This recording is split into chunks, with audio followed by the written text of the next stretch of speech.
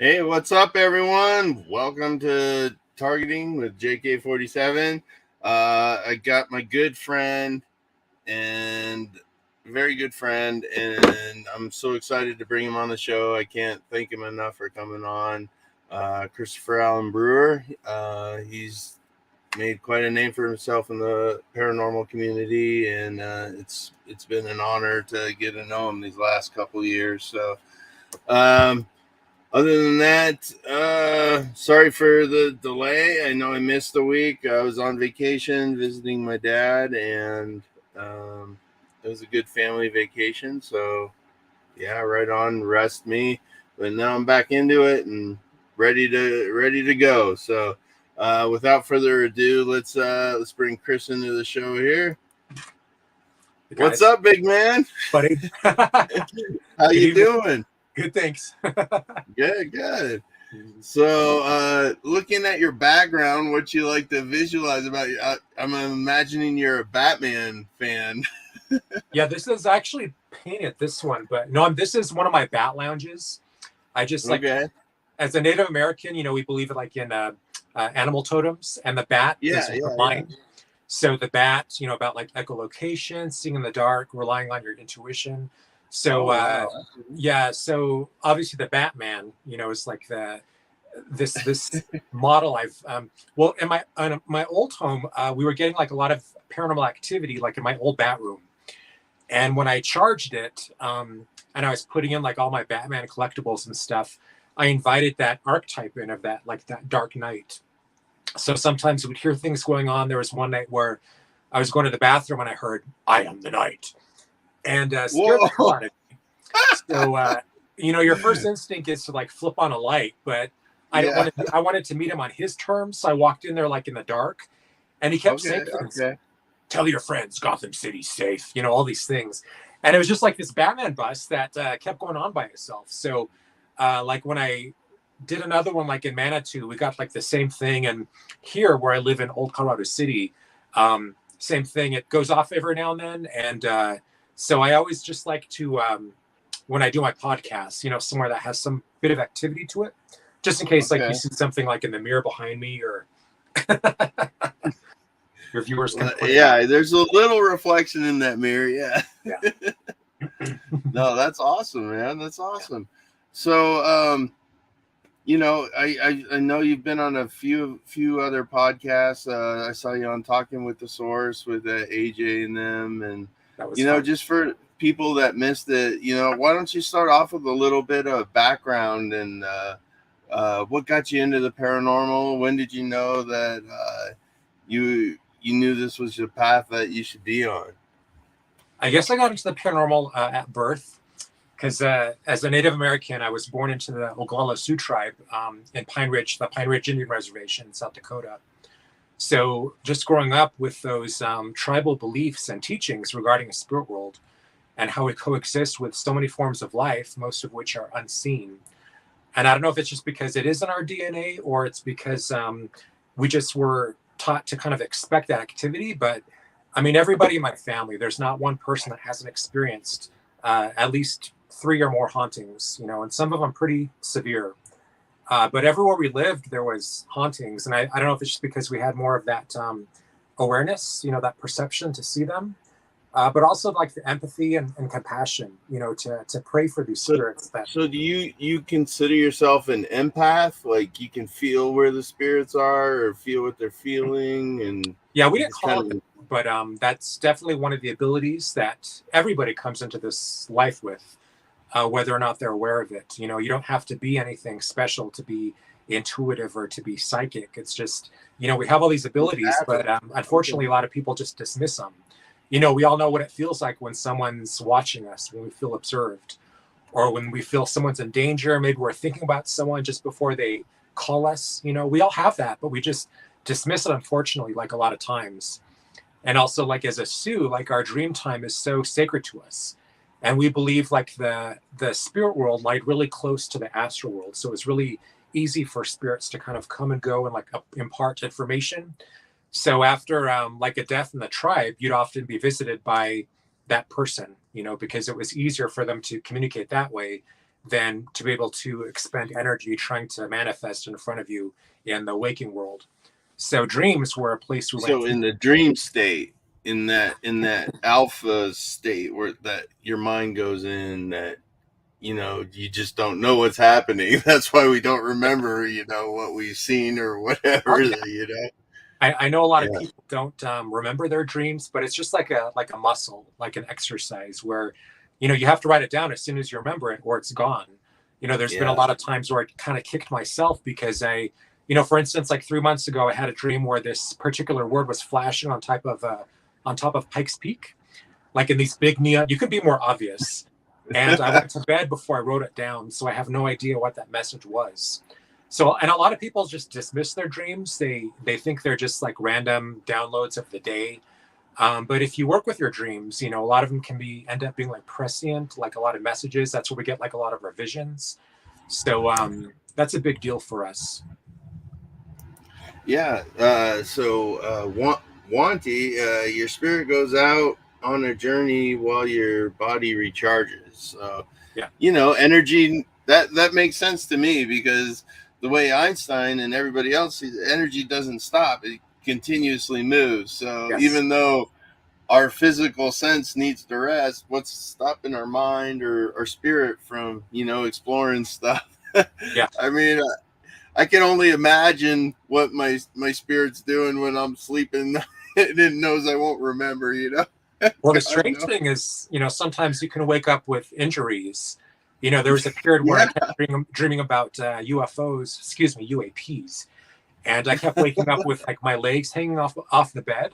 So I yeah, don't know where I yeah. was or what I was doing, because I don't remember those. So,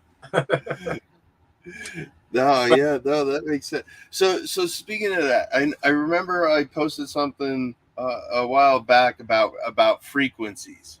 yeah, As far as different frequency ranges, and mhm. and I remember you saying something that the whole world or the whole universe is based off of those frequencies, right?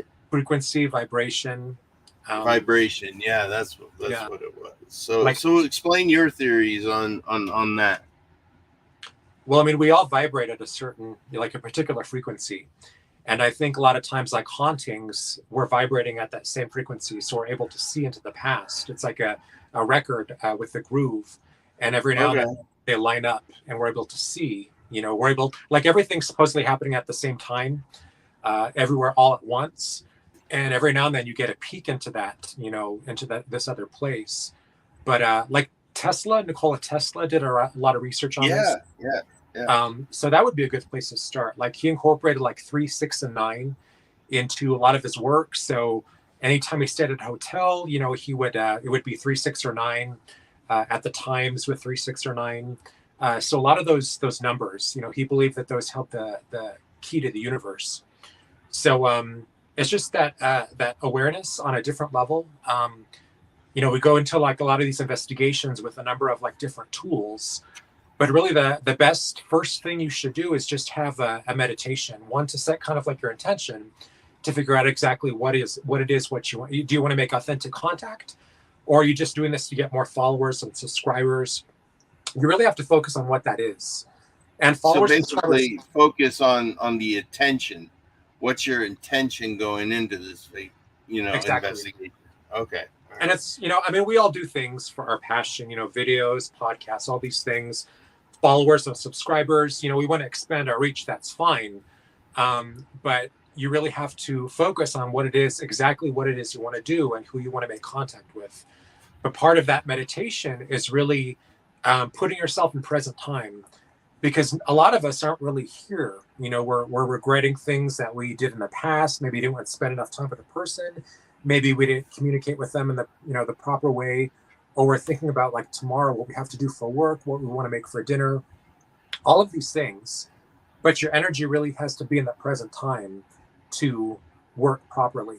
So part of that frequency and vibration is really putting yourself in present time, where this energy, where this prana can reach you and fuel you properly to be able to do these things and have this kind of heightened awareness where your third eye is more open.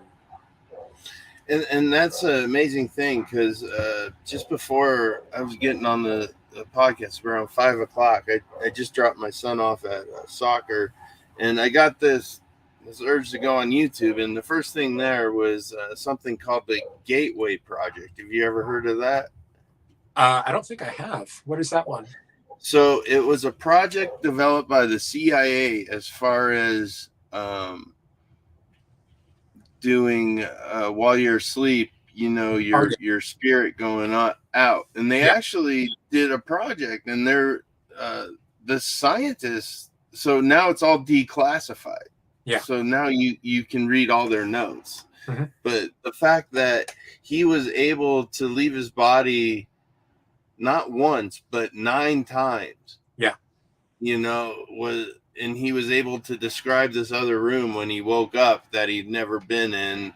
He did that 9 times. The fact that I'm just excited, like I have something to do tomorrow. I got to start researching more of this and watch more videos on this Gateway project, because I want to experience that. I'd love to have that out of body experience. Just So go you've somewhere never and see you've what never tried happens. that before? No, I'm not the out of body. No. Yeah. Yeah, you really have to be in the right space, and you have to be create a sacred space so you feel protected. Anytime you leave your body, a lot of times people leave their body, like smoking pot or drinking alcohol, things that pull you away from your body can be dangerous. You have to protect that space. There's been times where I've astral projected, and I was aware of like different sounds, like really high pitched noises that were being made by entities or different things like around me. Oh, really? Wow. So, and a lot of us do that, like in sleep, like a lot of us have had dreams where we're kind of floating above the ceiling and we just think that was a dream, but that's actually part of that astral projection. That's just how we remember it, or times where we dream of flying, flying around the neighborhood. Right. Or the dream of falling, maybe. Maybe that's your spirit falling back into your body. Yeah. Like, that's the scariest thing. That only happened to me twice, where I've had that dream of me falling, and I woke up like, oh shit. Like, the fact that the mind can do that, like while you're asleep, is just amazing. Yeah. So it just shows that if we're only using like 10% of our mind, who knows what else we're capable of. If you get both of those sides in the same frequency, that's basically what the Gateway Project was. Is there's a frequency you can play in this year, and then in this year, and it balances it out. So when you sleep to it, it will allow you to astro project yourself. So there's a number of different ways, like sensory deprivation, like the tank. In the tank. Yeah. The movie, you probably remember that movie with, like, I think it was William Hurt, was it? Altered with the State. salt water, and Yes. like they had the big tank. Yeah. And they were dumping salt water in that's part of where, like, Stranger Things with 11. Yeah. It was based on a lot of those, CIA experiments, a lot of which were horrifying, but remote viewing, all of those things. So. I think my favorite movie though about that subject was Men Who Stare at Goats. When did that come out? You remember that with George Clooney and Jeff Bridges? And, no, I didn't see that one. Kevin Spacey's in it. Oh, wow. Oh my gosh, that movie is a classic, dude. You have to watch it. It's called Men Who Stare at Goats. And that's really based on something that really happened? It's a comedy kind of fun movie. I don't know. They were making fun of the army and their projects in the 70s and stuff. I loved it. I can watch that movie anytime. So. Right on. I'll watch that. You'll have to watch that. So how's James? I haven't asked you about James. How's he doing? He's doing really good. We're really excited. We're going to Las Vegas next month for my birthday. And that's right. Yeah, we're going to be staying at it's called the Horseshoe now. It was Bally's, and then before that it was Original MGM Grand. So like in 1980, a fire broke out, and this was before like a lot of like safety codes were in place. So 87 people died, like 10 people died like in one elevator. Shit. So this is like the really macabre part of being in the paranormal field, which is, research into these things. So I had gotten a hold of the coroner's report, which is just page Oh, after page of oh deaths. my God. Exactly like where, So, so if you go casino. there and you get any names, you'll be able to correlate any names. Oh yeah, I mean, Right? look at this. You can find out like exactly where people died. Like a lot of people died like in stairwells from like smoke inhalation. Oh Because my back then they God. didn't even have a way to, if there was like a fire, it could come right through your air conditioning. And of course, being Well, Las no, Vegas. yeah, it was Vegas. It wasn't like Yeah. New York with fire escapes and stuff. They didn't matter about that. So many like combustible materials, like a lot of the doors like in the stairwell were locked. Like now you Yeah, see like a lot of like fire hoses like on every floor. They didn't even have those. So that tragedy really brought like fortunately, like a lot of the hotels up to code, but it took the deaths of 87 people for that to happen. But it was just like the fire was so fast, it moved like 19 feet per second. So and then like the backdraft, like this big fireballs. There was one that blew out the entrance, and then of oh course the shit. power went out. So it made it really hard for the firefighters to locate bodies, to attempt like any rescue. A lot of them reported stepping over these mounds of stuff, which were bodies. So Oh, it was just really macabre trying to find out exactly where people had died, how many people had died, which is really just a very, very heavy energy. When we did like New Orleans a couple years back, there was a lot of places we went to that just had that really heavy energy, especially like after Katrina. A lot of people there yeah, were kind of yeah, what they called like Katrina crazy. They still had like PTSD right. um, from that natural disaster. So, those things were really sensitive to. Like James, I've known him for probably 19 years now. So he's a part of my tribe. Like my Indian name is Matochante, which is bear heart. And we were just about ready to give him an Indian name, and then like a COVID happened. So all of the elders went into lockdown, Yeah, to preserve obviously their language, their wisdom.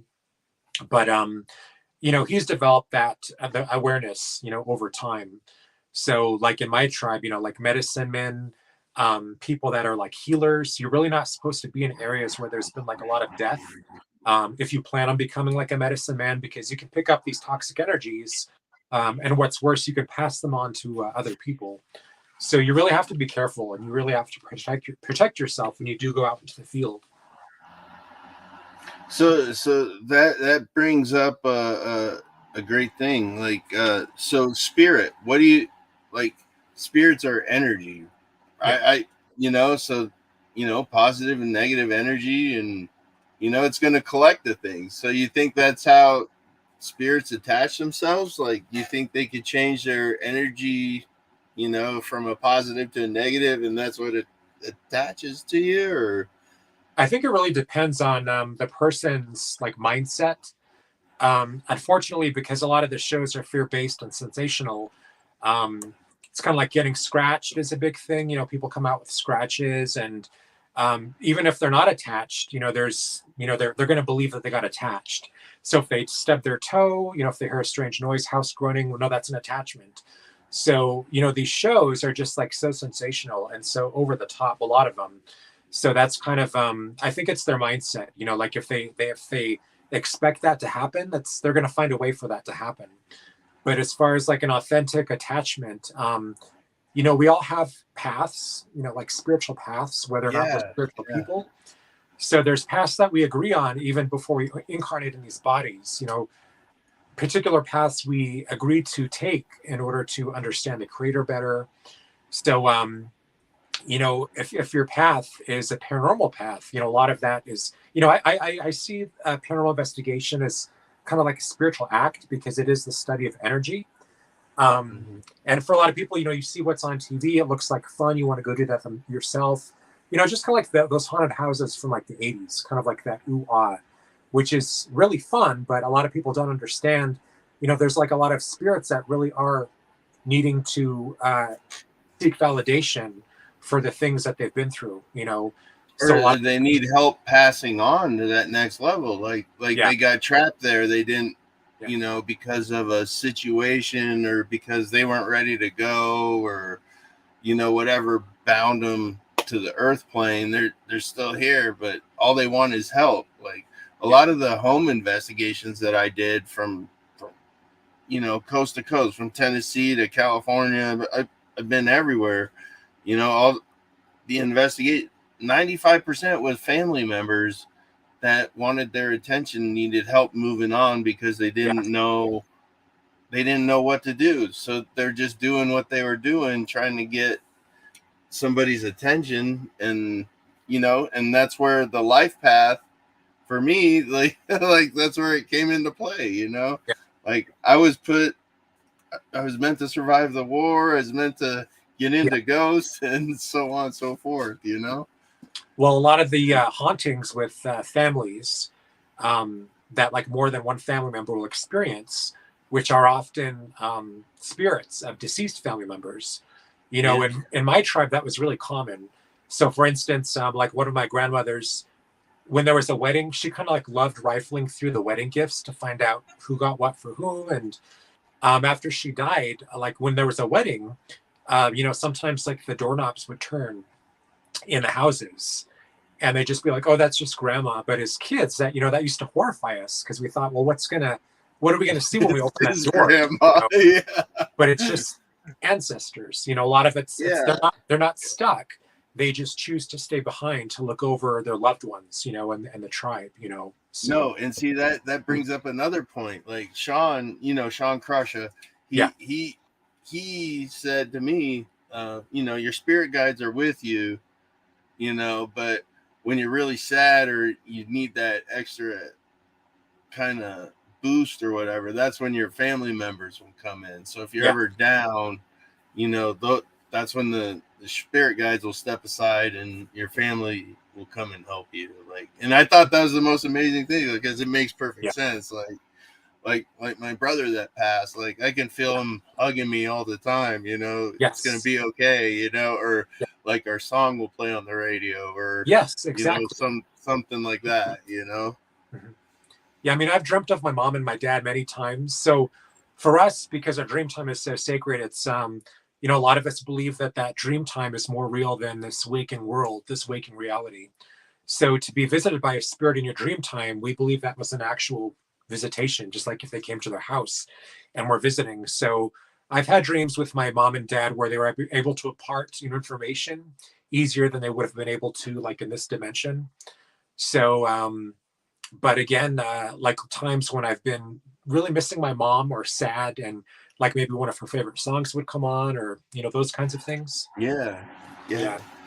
Yeah, And it's the most peculiar place. Like I can remember when we went um, to Louisiana for one of my brother's funeral things. It was in New Orleans, and we were walking around, and the song that I dedicated to his life was Three Little Birds, uh, Bob Marley. yeah. And we're walking down, and there's this street performer, and he was performing a song. All of a sudden, he stopped this song and he started singing that song. No Like way. I was like, Oh my I was god. like, what the fuck? And everybody just looked at me like I was like, I don't know. I'm tipping this man though. That's So I amazing. think it was my brother saying, "Hey, tip this guy. He's a good guy." Yeah, that is so amazing. Yeah, Mhm. yeah. No, those small coincidences, like there's nothing to explain it, and I love like how skeptics are like so quickly to dismiss everything, but they just can't believe that it happened for a reason. Like they want to know why the reason, and it's Yeah. frustrating sometimes. So I just growing up the way I did, I don't understand that. Obviously I have a lot of people that are skeptics that I know, which is great because I'd rather have a skeptic on my team than just have someone that believes, anything willy nilly. I love to be challenged. Yeah, Like hey, what's going on here? yeah, Oh, this is what I experienced. This is what I felt. This is the video. You can see this is where I felt that, and yeah. so on and so forth. Well, when I met James, I mean, he was a total skeptic. He didn't really He's Italian, so they had some superstitions and stuff, but you know, it really took me getting him out to a lot of these places to where his perception began to change, you know, and to be able to trust what he felt. Yeah, there's Chris. You know, remember Chris from the Abbey? Yeah, He'll go on investigations with us. He said, "I like showing stuff to skeptics, and I hear their debunking reasons, and I can be like, nope, not afraid." yeah, You know, it's unless you're there. You know, we're the ones that are willing to take that step to go yeah, into the places in the middle of the night. You know, and if you ask a skeptic, why don't you come along with me? Oh, I'll go during the day. It'd be the same. You know, it's like, yeah. no, it's not the same. Mhm. Yeah, Yeah, it was. like the one Dennis shows all the time. The picture of Abigail up in the room on the fourth floor in the middle of the day, and it was a police officer that took the picture, you know, and Yeah, he's like, I don't know what this is. There's no one in the room, so yeah. I can't wait to go back there. So, so you're going to be yeah, there, like you said, you're going to be there the whole period. yep, So yep. we're going The to be there. mayhem. Yeah, Saturday. What is it? May 19th, I think, is that Saturday. Uh, May 10th to the 12th. Okay. So yeah, we'll be there whatever that Saturday is. And then we'll be doing like a special presentation. So we'll be showing like a lot of the spirit photography we've taken over the years, some of like our EVPs, things from our Yeah, investigation, Queen there's Mary. Batch. There's Dennis's son's in here. He says hello. So glad But everyone's yeah, here. man, our mayhem's the 11th to the 14th. Okay. That's what it is. 11th to the 14th. Mhm. So I can't wait, man. I love doing investigations, especially if I'm already down there and I don't have to worry about driving home. Like Oh gosh, I I'll know. stay up that extra late. Yes. Mhm. And then you know, wake up for lunch and start all over again. So what's been your like was there anything that happened to you there that you kind of favor more than Um others? yeah, the that last mayhem, or it was one of the last investigations. It was up in the monk's room. Have you ever been up there? Yes. Dennis usually had it locked Yeah. and he would unlock it. But up in the monk's room, I remember Tiffany and her husband were sitting there filming, and I was sitting, I want to say, on the north end of the wall on this box, and cat balls and stuff started going off, and they were using their portal, and I said, "Is there a father in here?" And it said Philip, like clear as day, like it was Philip. Like everybody in the room was like, "Oh, it's Father Philip that's up here," and he's a known uh, spirit at the Abbey. And then I kid you not like 5 seconds later, I like I wish I had their camera footage. They said the memory card was full and it stopped recording. Yeah. So, but I felt like, see how short my hair is. Like I get it pretty short on the sides. You know, it's like a zero. Mhm. I felt these hairs being pulled like through my hat. Wow. And I thought it was a spider or something. I drop all my stuff. You hear me go, "What Yeah. is that?" Yeah.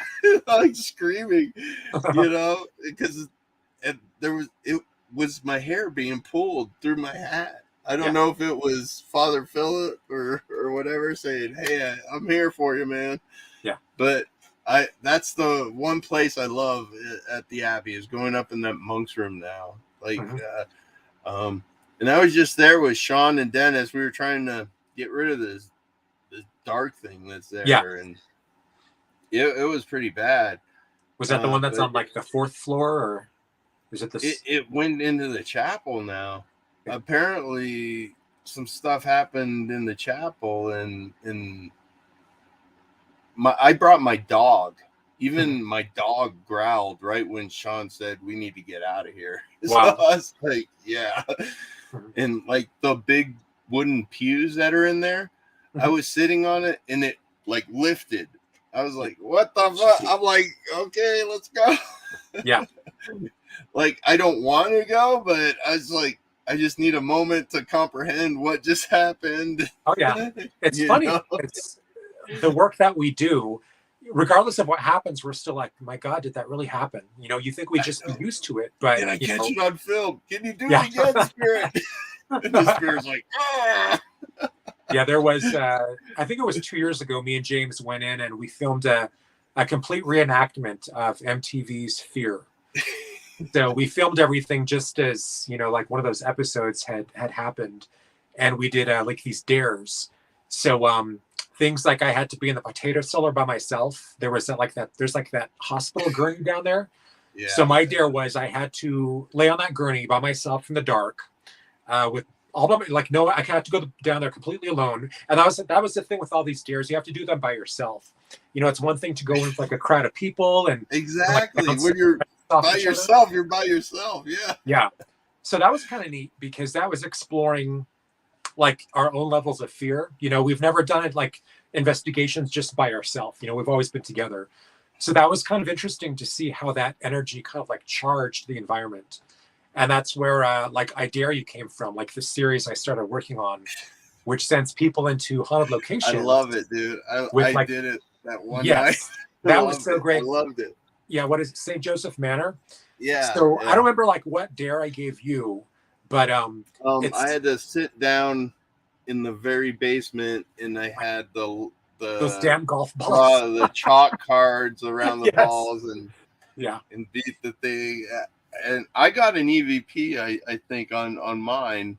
Yeah. I don't know if I got it on the camera, but I heard something. So well, yeah, I'll be putting that together like later this year so you can actually see like what else happened. But the point was to send people down there. So it wasn't just like what paranormal activity they would get. It was how their fear kind of alters their perception and experience. Perceptions, yeah. You know, but the thing was, none of us were really afraid. We might have been kind of nervous, but we're so used to doing this. It's like everyone's just like on camera. They're just like, do. And I agree with you. I think you know, the next time you want to do it, it's got to be a virgin place for all of us. It really does. You know what I mean? Yeah. Like, okay, has anybody investigated here? And if somebody says yes, no, you can't go because you're gonna spoil it. You know, it's like. And I would love to get like some places.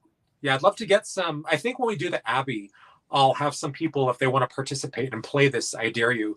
And people think it sounds kind of funny, like the old I dare you to do this, you know, truth or dare.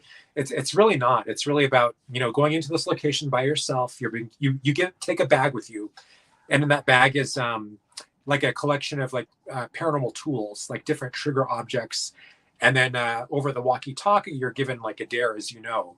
So you have to do it on live, like not have it written down.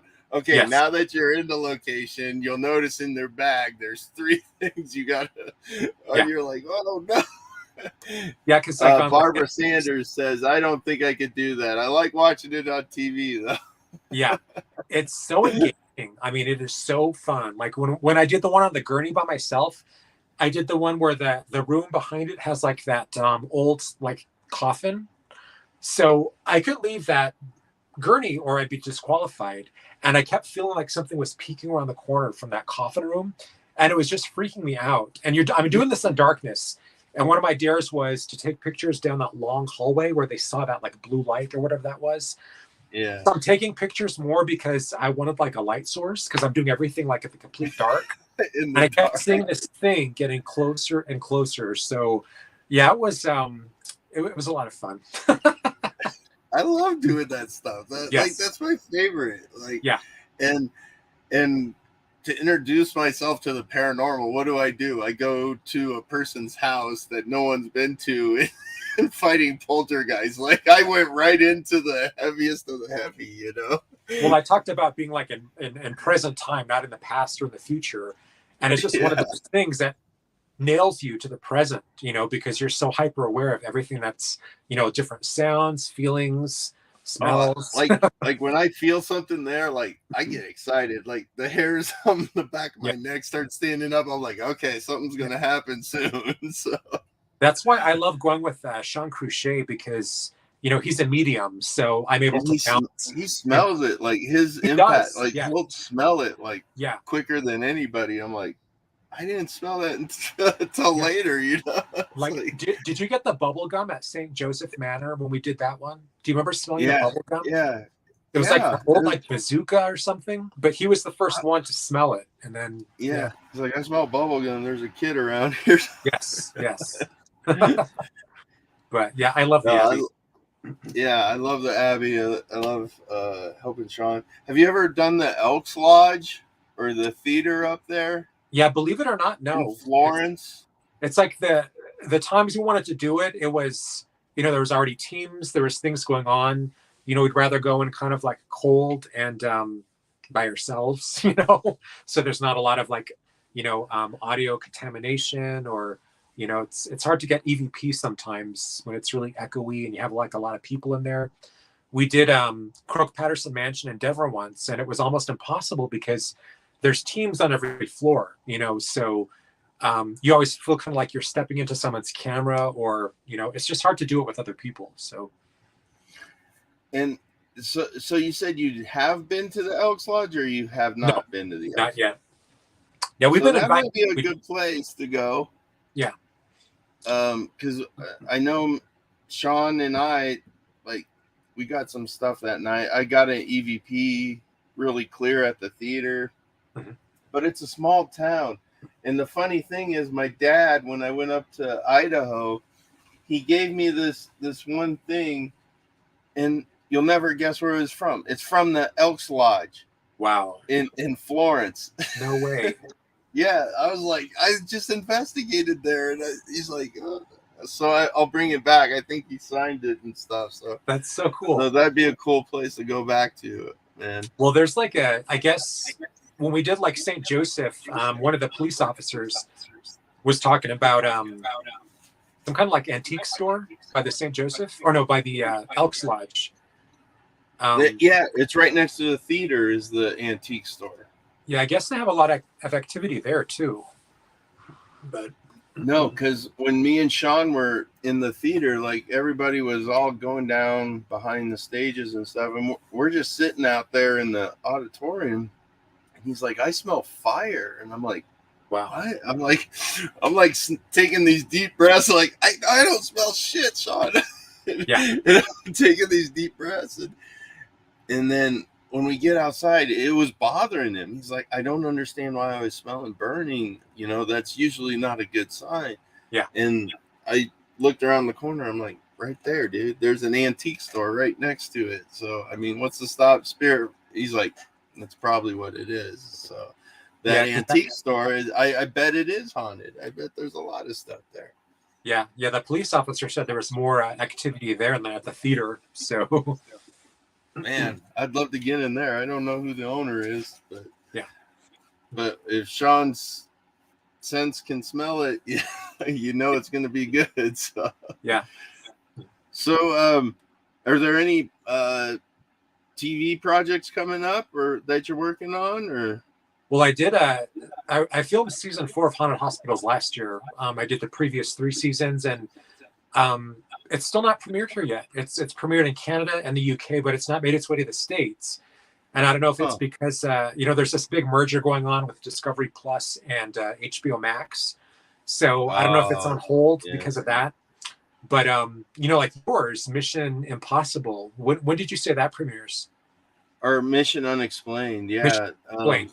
So it's already premiered in Canada. Yeah. And I'm just kind of Googling it every week to see when my episode comes up. Yeah. But I talked to Heather Findlay. Tobin told me to talk to her. So, but she said it's going to air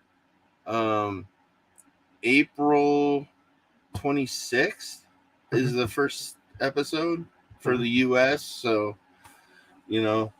but that's all I know. But I know I'm on episode 5, I think. I'm somewhere in the middle. I don't know if that's a good thing or a bad thing.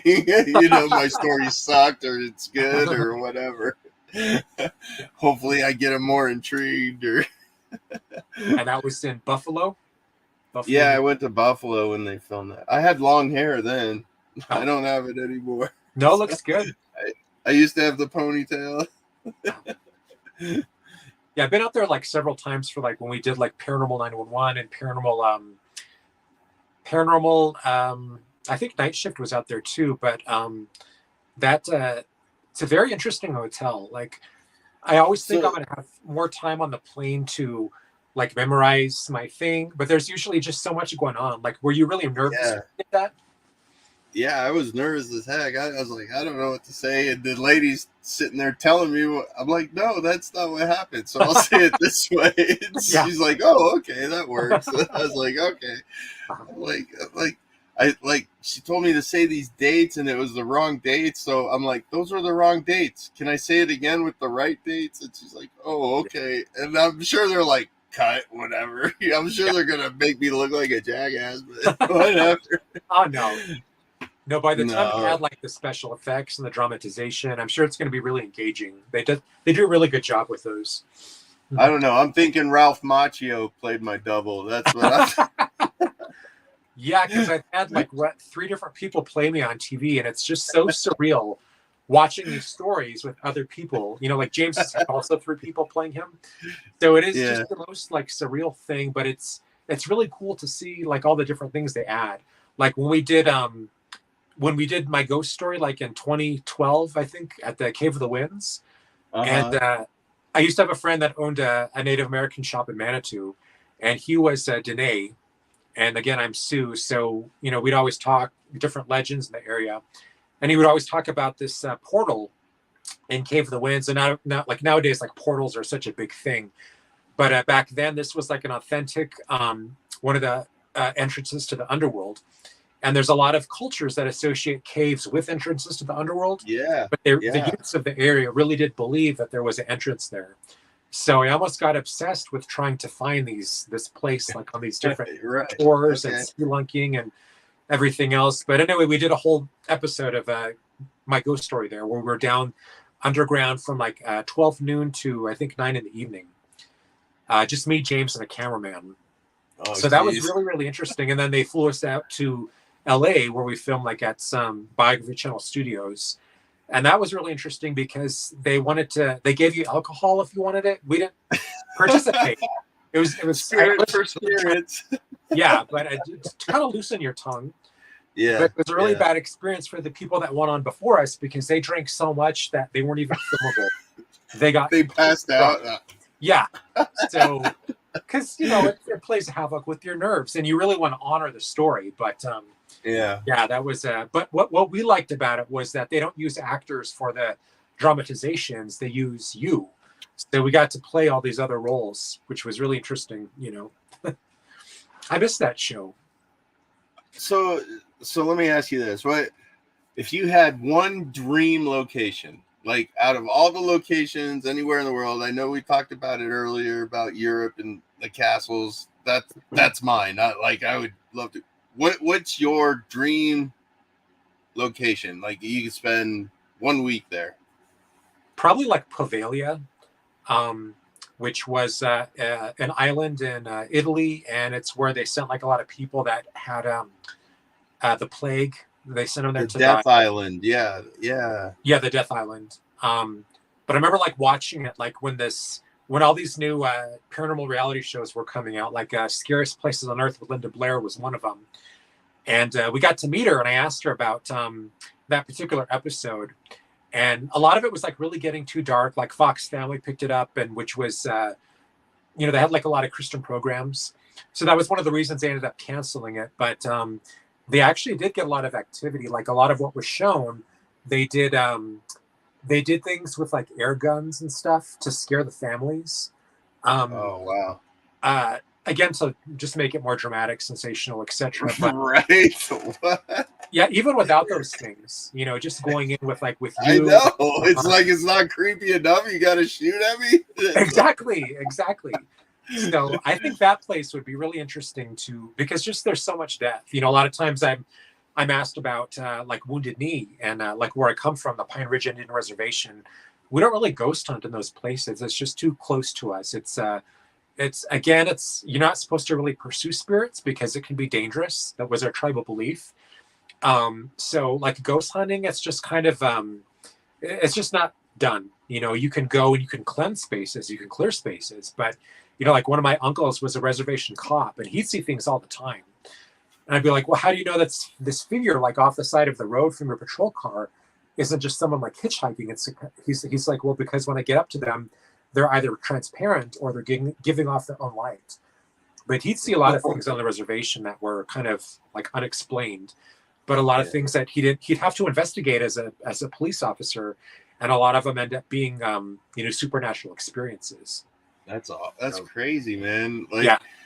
Like I think that like if you look at like the Catholic beliefs and the Christian beliefs in religion, and you look at the Native Americans as far as the Great Spirit, and then there's God, the Great, it's just kind of weird how they're the same, but they're not, because, like you're correct me if I'm wrong, but like your religion, like in the Native Americans, is the earth will provide, everything is spiritual, it all comes back, like our spirits move on, that's where you get your spirit animals, and and going into Christianity, like if you don't do this, you're the devil, or they just like label people. Yeah, I mean, I grew up like in a Presbyterian church. We knew the pastor, like from a very early age. My mom also wanted to expose us to like different belief systems, which we have great respect for. We had like a great church, a great pastor. It was a really great congregation, but we were able to get in there a lot of times by ourselves because we had deacons in our family with keys to the church. So some of my earliest paranormal investigations were actually investigating that church. But I didn't really find anything. I just, I feel things. There were certainly like echoes. I don't know what exactly I expected to see, but just that I know like a lot of belief systems for different cultures were demonized. Like when we grew up, like Buddha was like, like this scary, we didn't really know about it. Right. Yeah. And then once I grew up and started going to like metaphysical stores and finding out about different belief systems, I was like, oh, that's all it is. It's another spiritual figure, So we still have that. I manage a metaphysical store here in Colorado Springs, and a lot of people. Tell me about your store, man. Like that's amazing. You have this beautiful store. Sean was telling me about it because that's where he got some of his stuff for his investigation, and I guess he helps you out there. And yeah, I do the psychic reader schedule, so I'm exposed to like a lot of psychics, like a lot of real psychics, mediums. Like Sean's been on like Haunted Case Files, Portals to Hell. So a lot of people with this long background, like one of our readers is going to be celebrating her 40th anniversary doing psychic readings there this spring. But it's been a business since like 1977, and we carry everything you need for spiritual living. So candles, crystals, books, sage, all of those things for maintaining kind of like your creating a sacred space. But we also have like classes, past life regression, classes on like numerology. Whenever season 4 of Haunted Hospital, So do you want to shout out your website or where people can find out this information? Like if they're in the neighborhood? Yeah, celebrationstore.com. So it's just got like a long history, and it's such a great community with like a lot of wonderful open minds. I've met so many wonderful people there, like all the readers. I have like a really great relationship with them. But I just gravitated there, just coming from, like my own kind of spirituality was just like an extension of that. And then I don't know how it was for you when you went to Louisiana, but when we went a couple of years back, like the first thing I wanted to do was to go to one of these like voodoo museums and find out everything I could about voodoo and hoodoo, because that's a religion that is so demonized. And I really wanted to find out what it was about. So we met this this real voodoo priest, like within 5 minutes of going in there, and we're able to visit with him for like about an hour and a half. So cleared up like a lot of the misconceptions, and just like my grandfather, he was like another like elder from their tribe. So it was really, really interesting. Like I brought like a spirit rattle, which is one of the ways that they call spirit into their space when they're doing like a Yeah, I ritual. remember you bringing it to the Abbey when I first Yes. met you. I was like, "Oh, what is that cool thing?" You're like, "It's a spirit rattle. We're Yeah, gonna do it's a this very low down here." tech tool. People always ask, like, what's your favorite tool to bring during investigations? And it's these kinds of things, or things that we make. Um, we did an investigation at the Crook Patterson Mansion, like in 2012, which was one of our best ones, and got a lot of things on video, like on camera. But I dreamt about this. What I did was I took a stick with like a styrofoam ball and I put it on the stick. And inside the styrofoam ball, I shoved like quartz crystal points and drew symbols on there, symbols for like attraction and spirit that had different meanings. And then I went around to places where there's like a lot of paranormal activity and just kind of like a tom tom, very gently on the walls, just kind of loosened like a lot of the energy. Because like a lot of times during renovations, there's a lot of hauntings. Like a lot of that energy is kind of like Yeah, stirred up. right. It's stirred up. Yeah. So things like that, I'll dream about like different tools. Like a lot of us build our own spirit boxes now, like our own electronic tools. So I really believe it's something that you put your own energy into. Like a lot of people that come into the store, like not a lot of people, but some people think, you get a crystal, it's for healing. You put it in your pocket and you call it a day. It's just going to heal you. It doesn't really work like that. It's a tool and you're the battery. So you really have to set that intention and put your own energy into it, or it's not going to work. So I don't think it No. matters what you use as long as you're really putting setting your intention and putting your own energy into it and using it responsibly. Yeah, and I totally believe in that. Like when I first started, going to these people's houses and stuff, I was thinking of ways, what's going to make a spirit weakened, or I was really scientifical about it. But the more I went along, it became more of a spiritual awakening for me that, Yeah, oh my gosh, I'm feeling this over here and this yeah, stuff's not catching it. I'm going over here, yeah. and then I'd get a great EVP, or I'd get responses on command, and and it's just amazing if you put that faith in yourself, if you believe in yourself, believe that you can do this stuff, you're gonna get it back. Yeah. You know what I mean?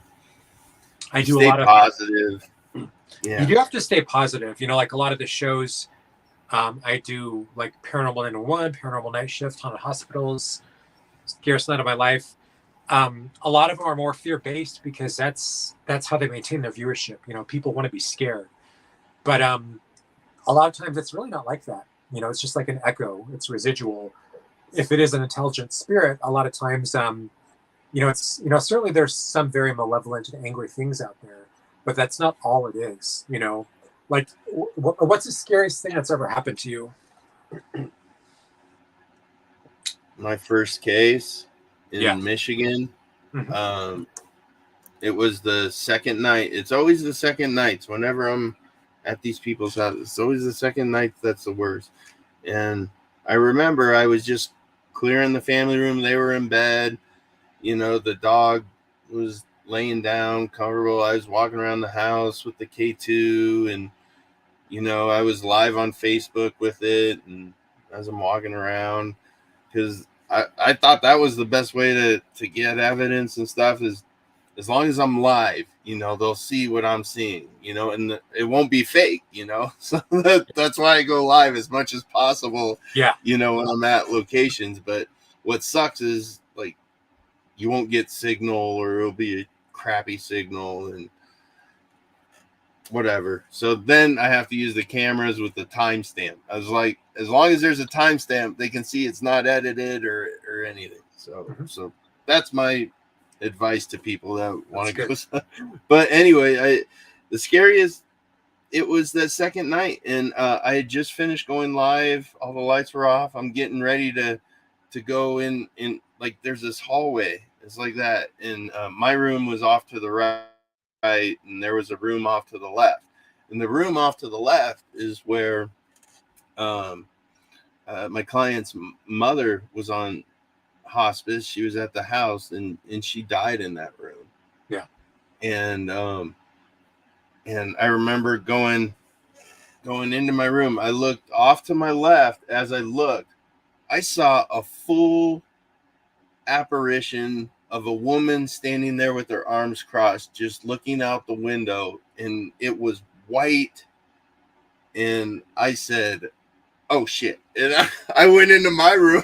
Like, I was like, I am not ready for my first investigation. I remember that night, man. I was under the blankets. I had my headphones on. I was like, I know a ghost won't kill me, but I'm not I couldn't sleep, man. And finally went to sleep, woke up around noon, and they're like, "Was everything okay?" And I'm like, "Hold on a second." And I grabbed my equipment, and I just put a cat ball in that room, right in the center where I saw her. I said, because I had the courage now. I was like, okay, if you were here last night, can you light up that ball? And it lit up. And I was like, oh my God. And I said, is your name Sharon? And lit up. And I was like, can I tell Kelly that I saw you?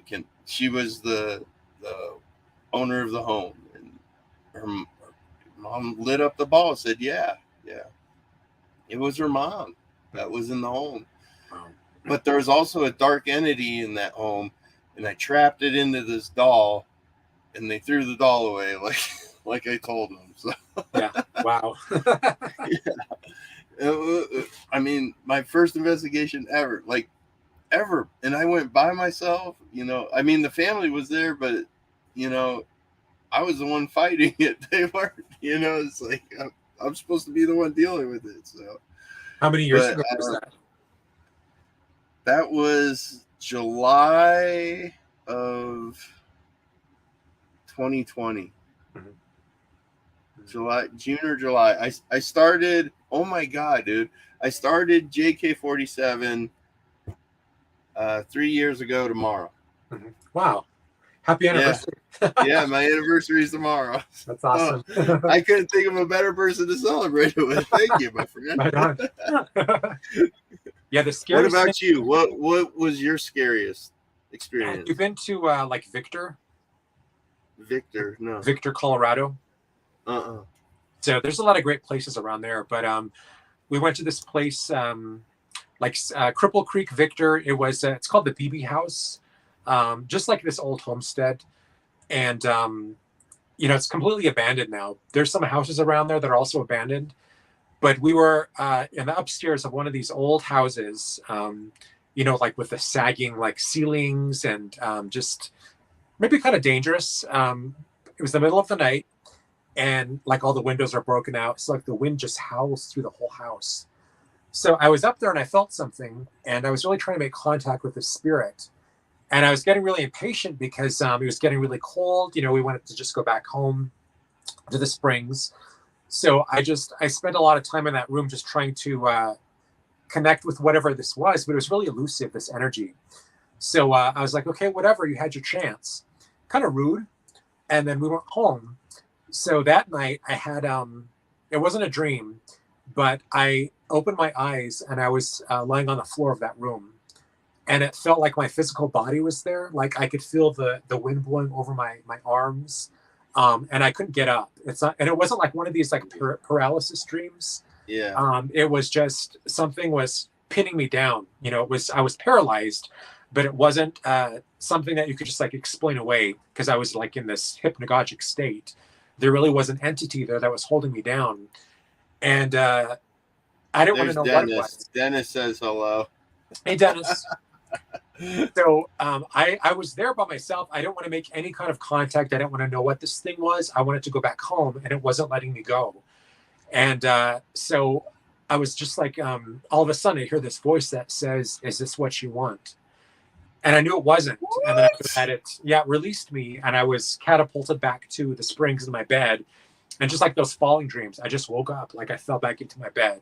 And See, I get the I smell. hate those trees. Yeah, I could not get the smell of that place off of my clothing. Like I was actually Really? like smell it on my sheets.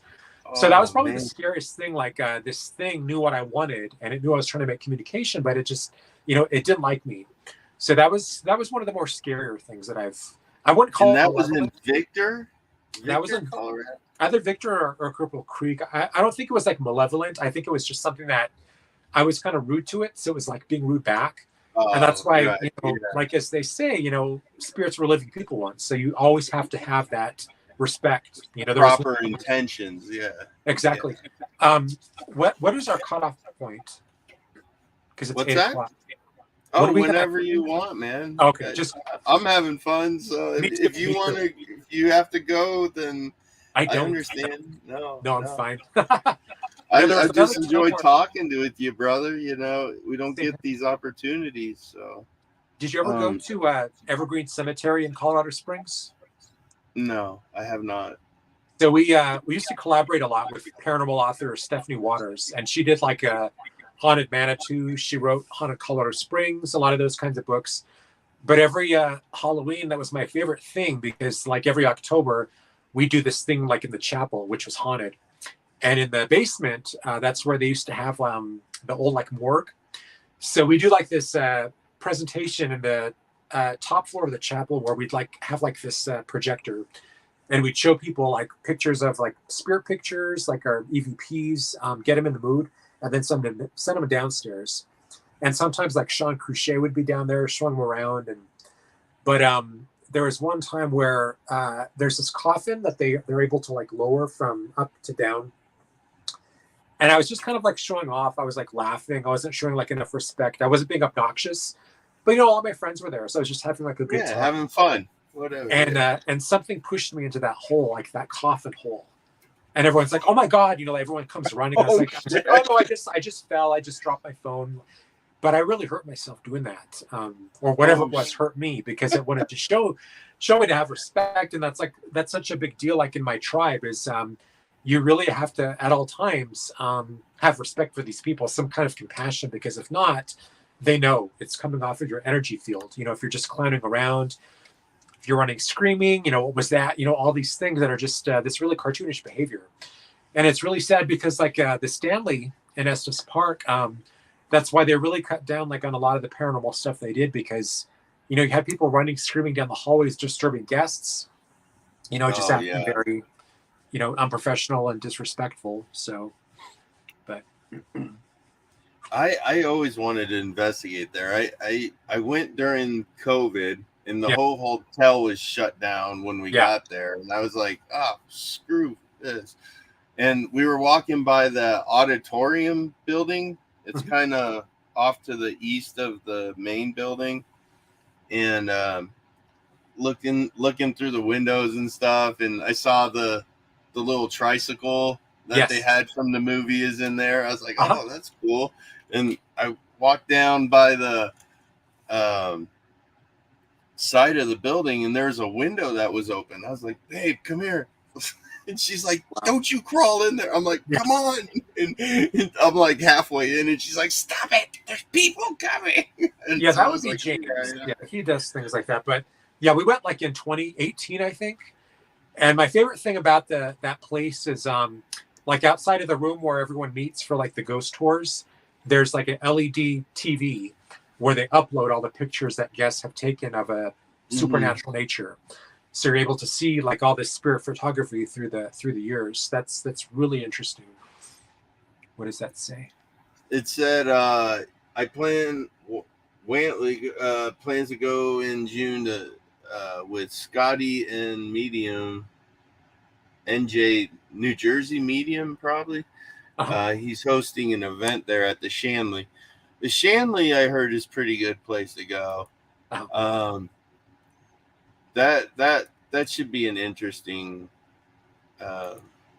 night. But another one of my dream locations I would love to do would be Waverly Hills. I always heard good things about Waverly Hills, and now I don't know what's going on with it because like the landowners are in this huge dispute and they're trying to tear it down or something. Well, I mean, they were trying to build a hotel there for a while. But have you seen that one of the Christopher Booth movies called Spooked?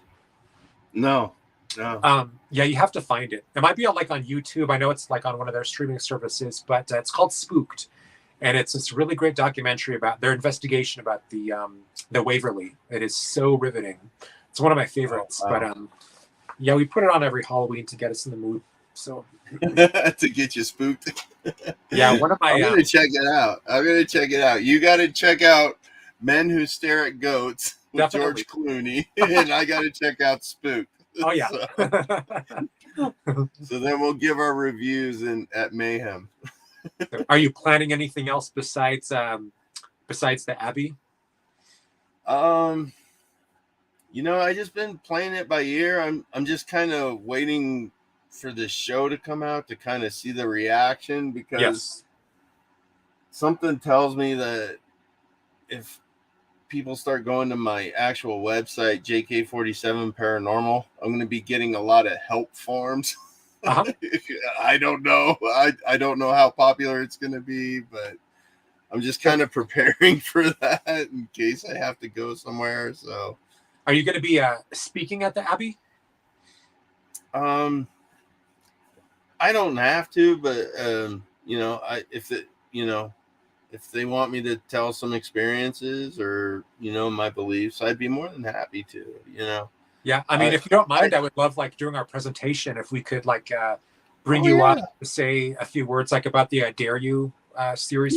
Yeah, no, of course. I'd be more than happy to, man. Anything I can do for you. You helped me get on that show, brother. Oh, you're welcome. you put that call into Tobin, so. I'm glad that was a positive experience for you, Yeah, no, it's a great experience. I owe you and Chris Sanders, too. Yeah. I saw Sam Baltresis on the Paranormal Night Shift. Yeah, I did. He was an actual like where he worked. I was like, I'm used to him seeing on the other side, Yeah, I did his podcast maybe like 2 or 3 years back, and it's just interesting how many shoulders you bump into, like, in this field. I've met so many amazing people, just everywhere. So that's a parent unity, like, right there. When we first decided to form a group, like in 2006, I didn't find a lot of pure unity. It was a lot of honestly, it was very competitive. People were very territorial. There were certain locations where they didn't own it, but that's their place. It's got their stamp there, and there's so we ran into kind of like a lot of that stuff. But now I think maybe it's just having more clout and being recognized. I mean, when we went to Arizona a couple of years back, one of the TSA agents at the airport even recognized me with a mask on from one of the shows I did. So I thought that was really cool. But yeah, that'll be neat to see what kind of, like, doors you're able to get into having this show under your belt, when that finally premieres. Are you going to have a premiere party? Yeah, once I figure out when it's coming on. Yeah. I'll see if I can get something. Maybe I'll do it at the Abbey so we could all go down there. That would be so much fun. Like, I can't stand it. And then Dennis says the speakers will be Christopher and James, Sean and Rich, and then we'll do a panel of Q&A after. Right on. Mm-hmm. So that's from Dennis. He's the boss. Mm-hmm. So we do what he says. I forgot to say hi to Barb. But hi, Barbara, if you're still watching. Yeah, she was on here. Where is she? I think this was the last thing she said. Hi. Hi, Barbara. We've known each other for so many years. Like, we went to the same high school. So. Here's a new one. Are you guys doing an investigation with people at the Abbey? Yes, Barbara. Oh, yeah.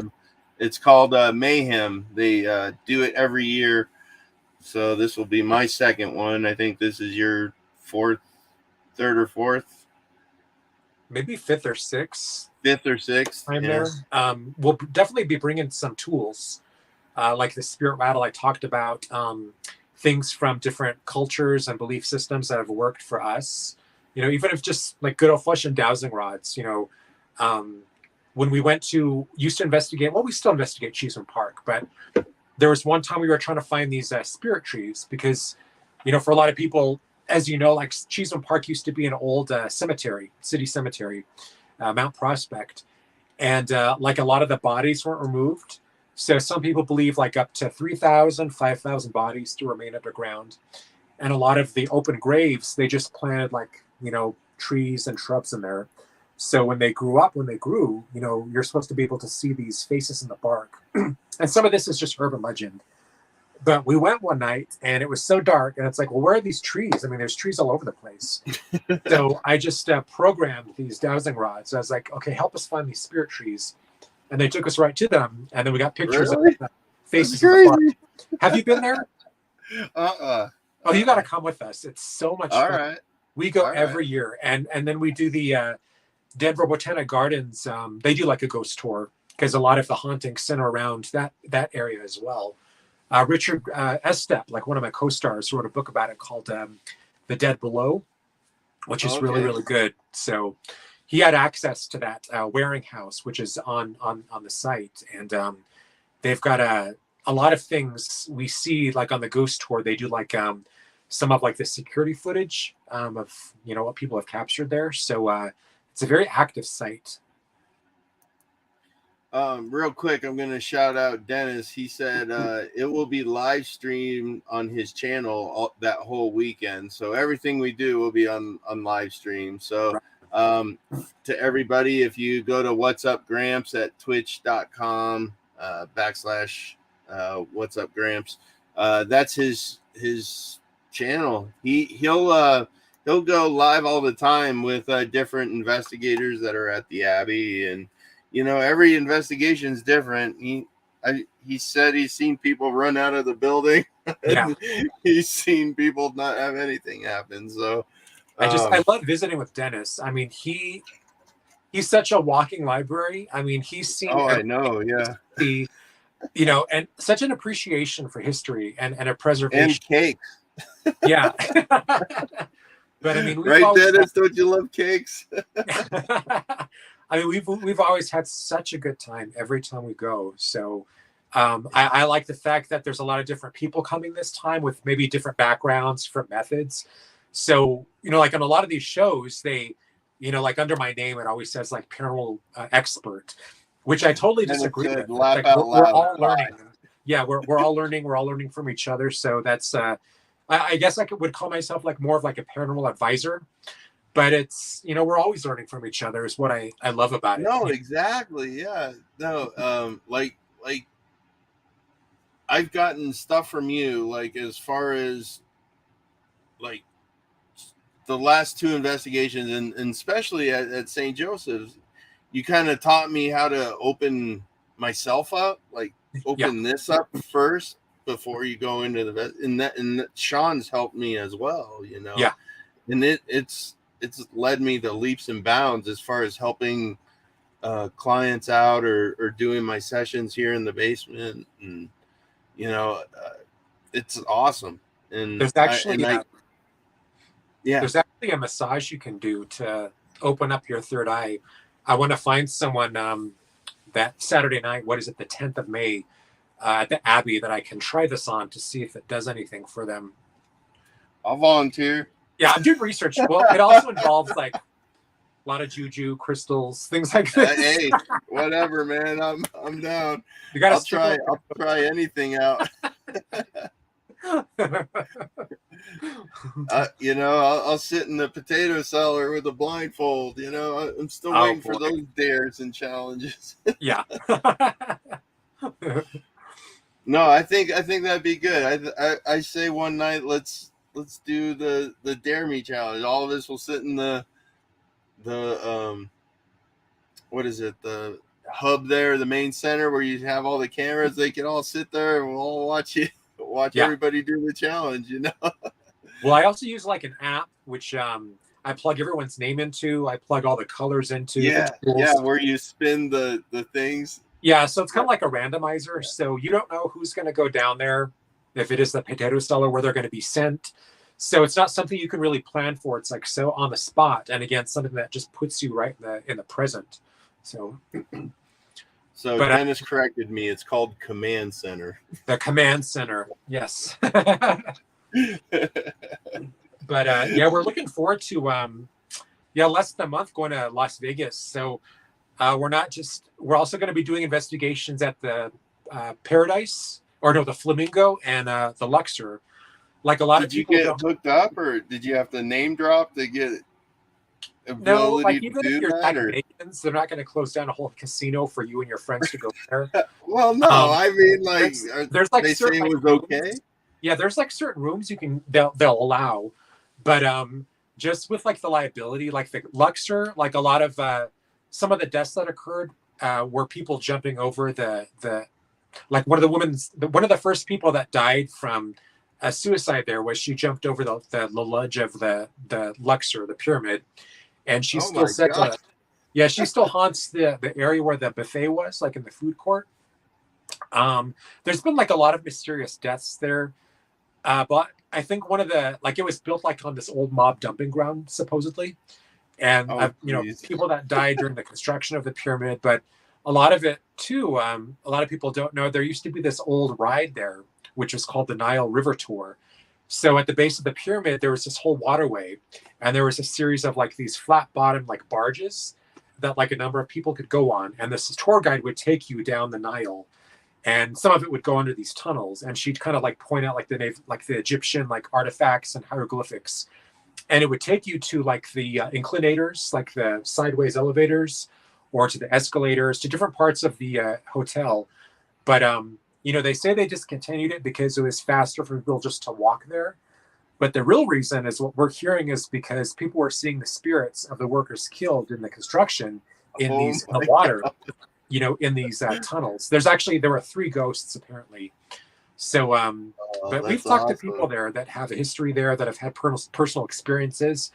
And what I like about the Luxor, it's kind of like New Orleans. Like when we went, there's so many people that are so proud of the history there that they're more than willing to say, like, talk about like any ghost stories they've had there. Yeah, They want to preserve that history. So yeah.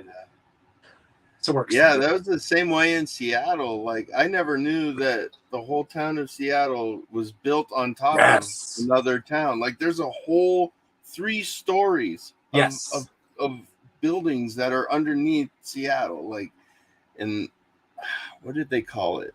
It was the Pioneer Ghost Hunt Tour that will go down in those areas, and did you do it's that? crazy. It's crazy. No, I never got the chance to. I did the spooky one where we went to a hotel and um, a gangster bar and stuff. That's where I got that picture of a fireman. It was one of my. That was back in 2011. That was a while ago. 2011, 2012. Yeah, That was one of my first pieces of evidence. It's somewhere on my Facebook page somewhere. that's actually like on my top 10. So Yeah, yeah, yeah. yeah. What about cryptids? Would you ever hunt cryptids? We have some experience, like where I lived in on the Pine Ridge Indian Reservation. There was obviously Sasquatch was one of them, which there's so many shows now, but for us it was just like another, it wasn't like a bear but it was kind of close to that, like more of like a it was more intelligent obviously, but again it was just like another form of life that you coexist with, so you didn't really bother it or run after it, collect its poop, or try to take pictures. But there was, They collect its poop. yeah, they do everything under the sun nowadays. I But there was know, actually right? one that was cornered at a powwow, one of the powwows out there. And there was a video released, I think it was like late last year, of one that had somewhere in South Dakota, of an actual Sasquatch, a smaller one. But there was also this thing that made noise. There was a series of floods one year in South Dakota, and it washed it down from the mountain. So a lot of people down there started seeing this thing that I don't even know what it is. It was like half human, but it was also held like the body of an animal. And I don't know if Oh, that was like a shapeshifter. We believe like it's skinwalkers, like the skinwalkers. Yeah, yeah. The Dene call them skinwalkers. It's not something that a lot of people talk about. They do now because of the shows, But like traditionally, it's not something you talked about because to talk about it Because was it to would acknowledge show it. it up. Yeah. It would, Yeah. yeah, it would kind of call it. So you certainly didn't talk about these things at night, and that's why I got so into ghost stories as a kid because I could always tell when the adults were talking ghost stories because they get really these very whispered like hushed tones. You know, you The remember when forbidden fruit. exactly. And Yeah. of course, that's when I would like run down the hallway and like kind of peek around the, or like I'd hide under the table. Yeah. So Right. that's where I got a lot of my early ghost stories. But Okay. All right. a lot of different things happening like in South Dakota. So because we do believe like there's like a lot of shapeshifters. That's where I want to move. I want to move to South Dakota. What part? Oh gosh, there's this one place where the VA center is. It's Little Rock, or Uh-huh. uh, they have those minerals. I can't. What was it? Springs? I don't know.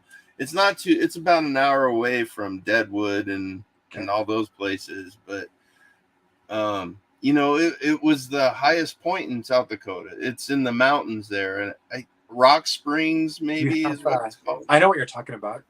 Yeah, but you get all four seasons. It's not really bad. It's not like Colorado snows. It goes through all four seasons. I just loved it. Like my soul is like guided there. Yeah. Like that's where I want to be, man. Yeah. Yeah. I would expect to have more contact with like like elementals, like Yeah, nature spirits. It's so funny Hot because Springs. That's what it's called. Joe helped me out. thank you, It's called Joe. Hot Yes. Springs. Yeah. It's, like a lot of our presentations, we could talk about fairies and our belief in fairies, and people would always kind of chuckle. But like in Ireland, where Halloween originated, like fairies are such an essential component, to their belief system, to like a lot of their legends. They'll still build around like fairy mounds. So we didn't, so like our word for fairy was more like Pette Yuhalar. It's basically like a nature spirit that gives off its own light. So they were Like an imp type of pretty much, thing. yeah, pretty much the same thing. But yeah, that's all it was a nature spirit. Like a great place here in the Springs to make contact with those beings is like a Garden of the Gods. We used to Yeah, live. I love that place. Yeah, we used to live down the street from one of the entrances. So we would just walk in sometimes, like late in the evening or like early in the morning was when the energy was at its highest. There's not Yeah, like a lot of people, so there's not like yeah. a lot of like energy contamination, But actually, like a lot of places here in the Springs, I like Manitou is a really really great place. There's so much history. I want to go to that Cripple Creek. I heard that one of the hotels there is pretty good to go to in Cripple Creek near Pikes Peak. Yeah, there's I a number saw a special on it too, like a 48-hour murder mystery. And it was at that same place. Can't remember the name of it, but we used to there's go so every year many with, places. yeah, we used to go every year with like Stephanie Waters, and then when I filmed, I was like the town historian for what is it called, Most Terrifying Places in America. So they brought me up there, and I kind of gave a history of the town, and then we went into like the Imperial Hotel and some of the locations. There's like a lot of the locations around there. I don't even know what's open like now since COVID. I haven't been there since Yeah. COVID. So, but I love it. I love Cripple Creek so much. No, I haven't been there in a long time. Oh, the I jail remember museum. going there as a kid. Yeah, the jail museum is a really really fun place. And there's so many places to investigate in Cripple Creek. Yeah. Mhm. That's what Yeah, Dennis said. the Outlaw and Lama Jail Museum. Yeah, that's what it is. The Outlaw Jail Museum. Yeah. Yeah. Heard that place was crazy. Yeah, Sean Cruchet had an experience there. Him and Richard Estick with a doppelganger that they put on an episode of what is it, Haunted Case Files? I think. Oh yeah. I think it's called the doppelganger. But The jail is so small. Keep your group under 6. oh yes, we went in with a group of 4, which was perfect. It was so. Oh, perfect. nice. Yeah. I tell you what, my favorite investigation was at the old Montana State Prison. That place is crazy. Are you able to investigate? I paid. All right, so I paid $600. So with the $600, I could have got up to 10 people, but nobody wanted to go. So I was like, screw it, man. It was me and one other person, my buddy AJ. There was just two of us, and then the lady that sat in the office that let us investigate. Mm-hmm. And the place is huge, like the Abbey, dude. Like the main jail cells, like the Abbey, and they have these buildings over here and buildings over there. Man, right at 9 p.m., like right when it got dark, is when the lights turned on and everything started going crazy, man. It was the most crazy thing ever. I mean, it was worth it. It was worth it. Yeah. Yeah, but now you pay $600, you can get up to 10 people. So well, it's just, like nowadays, like when we started doing this, you could just ask people, this is my belief system, this is what we do. We're not like clowns, we're not going to break anything or set ourselves on fire or carve Ouija boards into our chest. So we just get into a lot of these places for free, and now they do charge. They're going to charge. It's we went out to Alcatraz at night in 2018, I think it was 2017, and it was just so commercial. I love it. I want to go back, but there was so many other people there just kind of doing the same thing we were.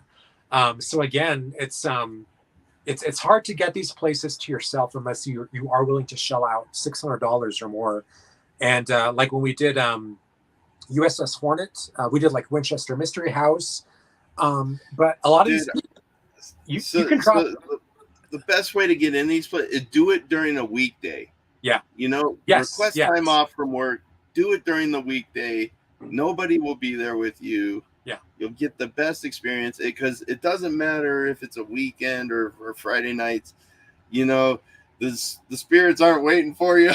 Trust me, they would prefer the weekday when there's less people, to communicate with.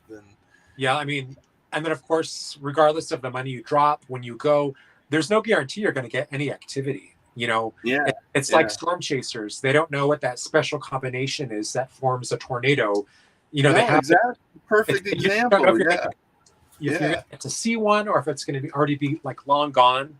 We did the Queen Mary, like we stayed a night on the Queen Mary in 2017, and we got to go into like the pool room, and I was so hyped. Like the energy was perfect. We started off with maybe like 12 people or so, and by the time we got to the pool room, it was so scary that like 4 other people left. Really? So just a small handful of people where this portal was, which is actually like in the old dressing room area by the pool. And we get back there. I'm like, I'm so pumped. I'm going to get something. Everything goes out. So like all the special cameras we brought with us, like the voice recorders, nothing would work. Everything dead. The only thing that would work was my iPhone. And as you know, like iPhones, any kind of phone, like notoriously horrible for taking any kind of spirit photos. I don't care what you say. So it just wouldn't work. And so I was able to get like audio. So that was the only thing I could really do is record audio. So I was able to get the voice of this man saying, "Save me." It was so crazy. And it was right underneath because they always wonder. It's like I was trying to find out, why is this pool room so haunted? And I know it's because the ceiling is quartz crystal. It's all this quartz crystal up there, which they believe focuses, magnifies, contains energy. So that was just amazing. Like they're just now opening up for a limited run in actually Friday for their ghost tours. So we've wanted to go back for so many years now. So maybe the next man. I'll go with you. You just let me know when and where. I'll be there, dude. Huge. It is such a huge place. I mean, it's taller than, like, if you put it end on end, like Niagara Falls. But there's so many places you can go there. It's not just the pool room. I mean, there's so many places where things happened, and there's been like Unsolved Mysteries. There's just been so many shows that have been there. So I can't wait to go back. And see, that's the thing I missed about all these home investigations is I'm the first one, like I'm someone dealing with it, and I was so excited on all those cases because like I was getting evidence and shit's actually happening, and then I'm just Yes. like, oh God, okay, I'm helping, and that's where it gets to. It gets into your intent. Like I felt the spirits knew my intent was there to help them, and that's what I do. Yeah. I help spirits pass on that aren't able to, and I think that's why I really don't believe in the demon aspect of it. I think there's evil spirits. I think they were assholes in life. They're going to be assholes in death. Yeah. But they're still a people, and if they need help, I'm going to offer my help to say, hey, are you ready to move on? Is no one listening to you? That's what I'm here for. I mean, there's certainly been demonic activity. Obviously, it's a big world, but I've run the psychic reader schedule for so many years at the store, and obviously had very intimate conversations with a lot of them, and that kind of activity is so rare. A lot of people don't realize or forget that we come into this world with this host of guidance, guardian angels, spirit guides, ancestors, whose job it is to protect us from things from that realm. So, I love when people say they've gone into this place, they've cleared it of all these spirits. So there is one particular building where James had some experiences, and this other team was going in there, and but they kind of put their stamp on it. It was theirs. They didn't own it, but it was theirs. No one else would go in there.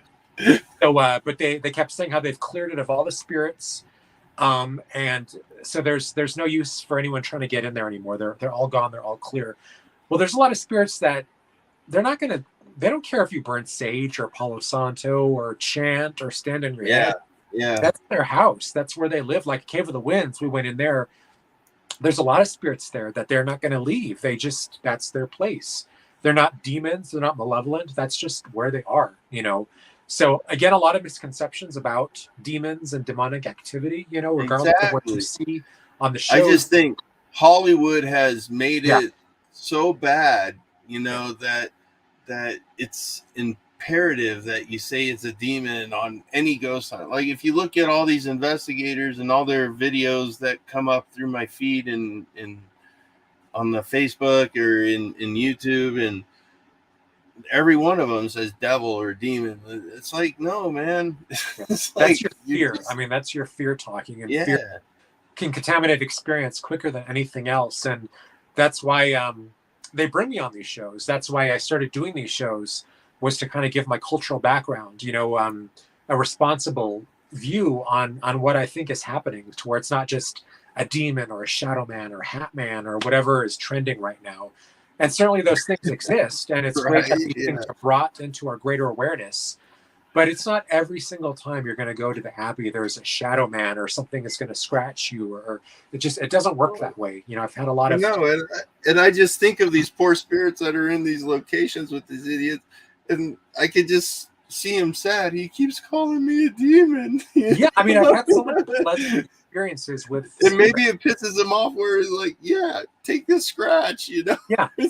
Like Cave of the Winds, one of the original caretakers, Nellie Snyder, who people see, she's a very playful spirit. And it's, some people don't know if it's like an echo, if it's like an intelligent spirit. I believe in reincarnation. So you don't know if the spirit's already moved on and reincarnated, what the situation is. But I asked to see her, and we got a picture, and I was able to smell some of that old honeysuckle perfume, that really old honeysuckle. Yeah. So I've actually had more positive experiences with spirits than I've had like scary, negative. Exactly. Yeah. Mm-hmm. Yeah.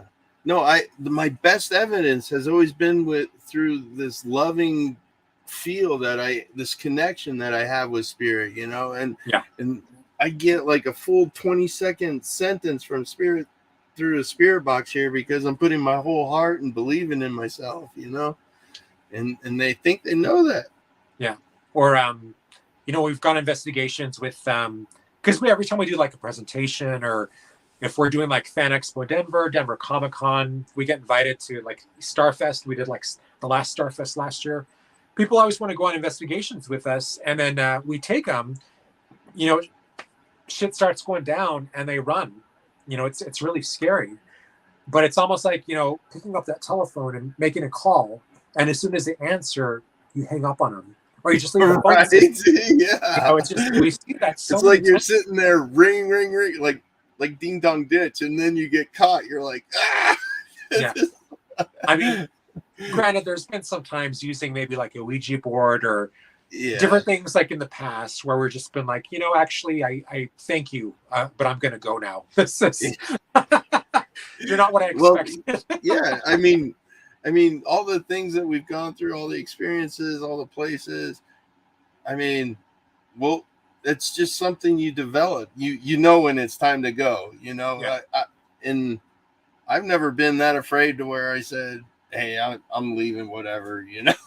I still have yet for that experience. So we did this place in Whitefield, Colorado, called Devil's Bridge or Devil's Perch. It was like this old bridge, which it had like train tracks, and like further down the tracks, it was like one of the sites of like one of the deadliest train accidents like in Colorado history. Is this explosion that killed all these people? But there's something about the energy, like Native Americans, we believe like there's area, almost like a Jedi believes that there's areas with light and dark sides of the Force. Mm-hmm. So with the light side there, it's like more vibrant vegetation, like a lot of animals. Oh, okay. Like the and dark not side desolate or dead trees and exactly, okay. like more darker, like lower vibrational like entities. We're more likely to get like an attachment to like at one of these places because they want to come like feed off your energy or your fear. So this would be an area, Devil's Perch, that had more negative, lower vibrational energies around it. So there's like a lot of accidents that have happened there, like suicides. They just did a show on that, didn't they? With at Devil's Perch with KD Stafford and Cindy Kaza, and then Adam Schrader. It might be something else. That was in Montana. Okay, no, this is this is one of the names that goes by Devil's Perch, but we called it Devil's Bridge. I don't know. Okay. All right, I see. Sorry about that. But there used to be like a hanging tree there, so there was like lynchings there like, way back in the day. But for whatever reason, it's just dark and it stays dark. So of course we went out with the tools, all the bells and whistles. But it was just me and James and one of our friends who I was more concerned for like her safety because whatever this was, whatever was making contact with us, had the ability to break branches, kept snapping these twigs. Oh, shit. And so we had a night vision camera. We had a full spectrum camera. We could see in the dark, we couldn't figure out where this was coming from. Again, Devil's Bridge, like in Whitefield. I'll tell you exactly where.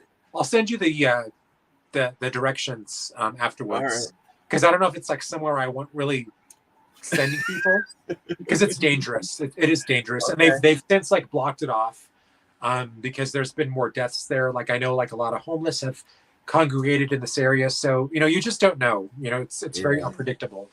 But it also had the ability to the power to throw the branches at us, which sounds kind of funny. But we were just trying to get back to our car, and it's like all these it's like Blair Witch. We're finding all these branches. And we're growling. You keep going in a circle. Yeah.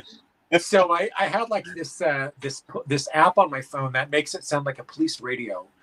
So I turned it up full blast, just in case it was like a human, even though I couldn't see anybody. And it continued to break branches and throw these things at us. So we wanted to go back to the car, and my friend is like, she's getting really scared. So right before we get to the car, we all have the same impression. We all stop, which is the impression of these hands grabbing us from underneath the car. And so it was able to implant thoughts inside our head at the same time. Really very powerful entity. So that was one of the few times I ever came across something. I wouldn't say it was demonic, but I would say it was malevolent. So someone very bitter about the way they died and just angry. Probably. Or it could be some type of residual energy from a massacre or something that happened a long time ago there. Yeah. So we've never been back there. We always meant to, like maybe like with a bigger crowd, just to kind of get everyone else's impressions. But it's just a very dark place. Very, very. Have you ever been to Riverdale Road? Oh yeah. I used to. My cousins used to live in Thornton, and I lived in Westminster. So we'd go there like all the time, exploring the urban legends. We did like a piece on it, an investigative piece last year. We do this thing every year called Spirit Chasers, which is kind of like our yearly evidence reveal. So all the things that we've been up to since last year, all of our investigations, and we always do pieces on urban legends here. So like Gold Camp Road, like in Thornton, we did Riverdale Road. So we did like a lot of research on the actual history of this house. People were seeing that like burnt down like several years ago. If there was any truth to this like satanic worship. But there has been like a lot of like tragic and deadly accidents, murders that have happened there. But again, there's stretches of this road where it's just really dark. So of course there's going to be car accidents, just like through a bridge, like in Aurora. A lot of accidents because it's dark and people are going too fast. So, but there certainly are some supernatural things that have happened in that area. People that have seen the apparitions of this jogger that was hit and killed. Dude, I tell you, I was 18. I was 18 years old, and we met these girls at a dance club in Thornton, the Cactus Canyon, or it was a country club. Yeah. and they took us there because I was like, I don't believe in no ghosts. I was 18, dude. That was a while ago. I'm 46 now, and I tell you, they stood me in this parking lot. I stood in this parking lot at the northwest corner of this parking lot. It was darker than the rest of this parking lot, and I stood there, and they were off in the distance where I could see in my peripheral if they were making noise or not. And sure as shit, man, this I hear in the gravel next to me, it runs right by you. Yes. And I got cold. I tell you what, man, I was terrified. I got in my Bronco. I didn't know if they were in there or not. I drove off, I wonder if you were by the there's one area where by this hill where someone was hung. There was another one where like a witch, like the tree. Hung. Yeah. So it's not like the whole of Riverdale Road. There are certain stretches on Riverdale Road where there's a lot of activity, just like you're explaining. But it's scary anyway to go out, and it's we used to do that this. Road is dark and scary. Like when the Blockbusters were still open, like in the 90s and stuff. That would be like one of our traditions. We'd go and get a movie, get all of our stuff, and then we go down part of like Riverdale Road to get back home. And there, we've heard people crying. One time I heard someone clapping, and this wasn't around like any houses or anything. So something trying to get our attention. But it's a very interesting place. I've never been to Third Bridge. I've done research on it, but I've never been out there before. Yeah, but I know it's the same kind of activity. Yeah. Well, what do you say, man? You got anything else you want to shout out, or what about your books? What book you working on? So last year I released this one, which is Selfies from the Underworld: A Native American's Record of the Supernatural. So this is all of my my earliest ghost stories from when I was a child to present day, like all the shows I've done on like how my experiences led to a path on television with the paranormal, and also like a lot of our tribal beliefs and stories regarding the paranormal, which we didn't even call paranormal. It's just part of coexisting with different forms of life. So that's why I'd say supernatural more than paranormal. They just, Sasquatch, sky, like the, what would we call them? Star people. They go by a number of different names. Again, it wasn't anything out of this world. It was just part of coexisting with a lot of different life forms. So they were certainly extraordinary, and a lot of them were really frightening. But again, this is just my history, like in that world, in that realm. The next one I'm working on it's called Dreamtime Architecture, a Lakota's Journey Across the Midnight Frontier, which focuses more on my dream time and how I was able to balance that with this waking world and being in relationships where people didn't really have that background and didn't really ridicule me, but just sometimes I got mocked for that. And it just took me like several years before I met someone like James, who was kind of like the Mulder to my Scully. Right. Love her, but just click. someone that was skeptical but open-minded enough to investigate these things with a rational Yeah. mind. So he's because like as a Native American, we believe like everything's haunted, like everything has a spirit. So I mean, I'm not gonna, we don't believe like every house is necessarily haunted. Depends on what you mean by haunted. Just because it's abandoned doesn't mean it has But if intelligent you spirits. stop and say, "Do you feel that?" Yeah, exactly. he'll actually be like, "Okay, something's working here." Yeah. So Yeah. that's this next book focuses it's part of a continuation of this book, but it Okay. more focuses like on the dream time and the supernatural aspects of dreams, and then I'm doing another one which is about, because when I do the shows I usually get I always get like case files for every single person that's on the show. So it's their story, their thoughts, their experiences, all these things that I memorize, and then I come up with as a writer, pages and pages of my thoughts on what's happening here, which can get frustrating when they just want to do that little like bite, usually the scariest thing possible, or they just maybe use like a sentence or two. You've written like so many pages worth. So I'm just compiling a book based on not the stories, but my own interpretations of what goes on like in a haunting, how it's influenced That's by awesome. weather, like weather changes, your own thought forms, your emotions, location, all of these things. So it's kind of my own background on what I think is going down in a number of different hauntings, actual I love hauntings. it, man. That's awesome. I love it. So just a lot of writings, like my first, Yeah. this is kind of what I worked on during COVID. And then earlier this year, I ended up getting COVID myself. So regardless of vaccinations and all these other things I did, I was meant to get it, so I got it. I got it 3 times, so did you? I'm good. It put me out of commission for like a month. So, but the worst thing about it was being so connected to my dream time, I couldn't dream. I couldn't dream for 3 days, and it was driving me crazy.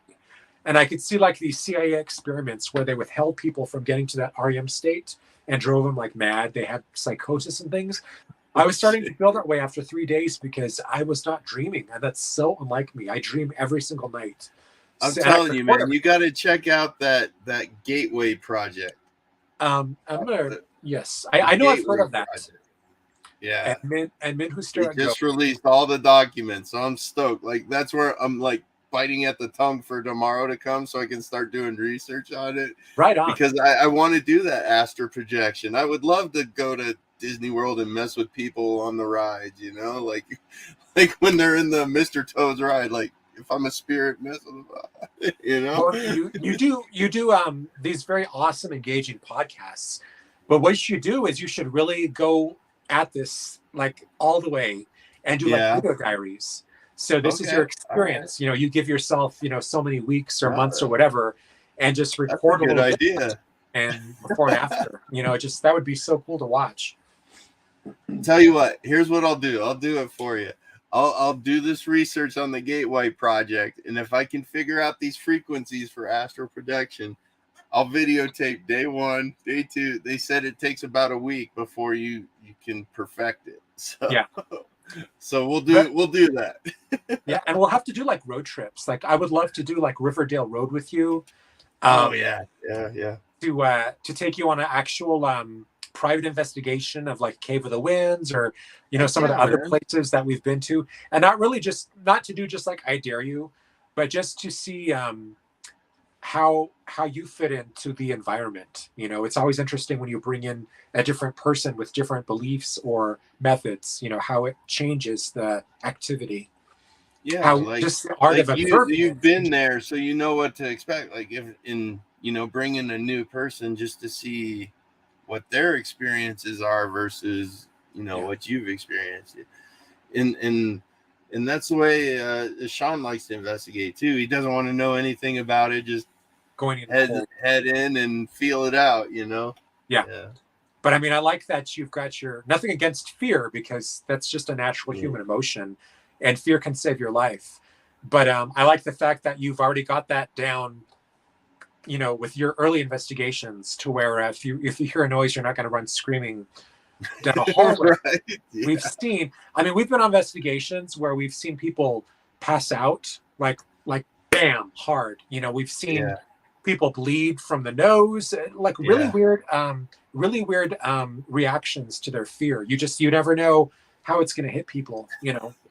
I've seen people pass out, man. Like I've seen people get so Yeah, like hyperventilate. lamb or sheep. Yeah. They just pass out. Yeah, I mean, fortunately, James has, you know, he knows how to resuscitate people. He's been trained in these things. Yeah. He's been like a teacher's aide, so he knows how to do all these things. Yeah. We've never had, we've had injuries on investigations, but nothing that extreme. But still, like, we go to a lot of places which could be considered really dark, you know. Yeah. Robert said I couldn't do an investigation. But it's all right, Robert. You'll get there. Once you start doing them and you start to know what's expected, it gets easier. Yeah, it's I mean, just when really that unexpected thing happens. We're good guides. Like, you'd be a really good guide because you're so knowledgeable, and just your passion. You know, it's that's why I wanted you on this series I was doing, and I'm still working on that. So yeah, man. Yeah. No, hey, you need me for anything. You introduced me. You've helped create my mind's eye, man, and I can't thank you enough, you and Sean, for what you've done. You know, yeah.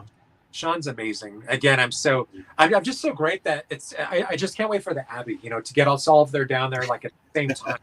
It seems like we're always off doing our own thing somewhere else. So yeah, because usually Halloween there's just too much going on. You know, it's just we do things, and you know, it's just there's so many different investigations happening. So, you know, like these a lot of the paranormal conventions conflict with a lot of what we're doing right now. So yeah. So if I get more information on this thing in South Dakota at the Bullock in Deadwood, would you want to go? I'll get you the information. We'll buy your tickets. Just depends when it is. So September 29th. Okay. Yeah, I know. So that weekend. Okay. It just depends. Like the second week of September, we're going to Orlando. We're finally going to do like Galaxy's Edge, Walt Disney World, like that. I'm like you. I'm a big fan of the 80s. I was a child of so we're going to go for that Tron roller coaster, because that Tron roller coaster opens up in April, which is just right around the corner now. But I also want to do like Universal Studios, like do the Jurassic Park, all of that. So, do all the fun stuff.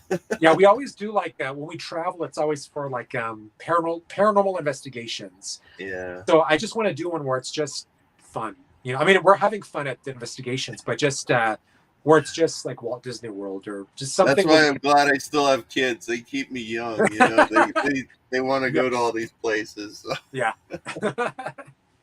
All right, brother. Well, I can't thank you enough, man. Thank you for being on tonight. It was great talking with you. Thank you, everybody, for watching, and we'll get back to you next week. I'll put up a poll that you guys can vote on, and we'll see what we're going to talk about next week. But Chris, I can't thank you enough, man. You're welcome. Can't thank you enough. This is a great show, man. It was, yeah. The spiritchasers.com is my website if you want to go on there. Events, videos, all of that stuff. But thank you for having me, and thank you for being such a wonderful friend. You bet, man. Take care, all right? Take care.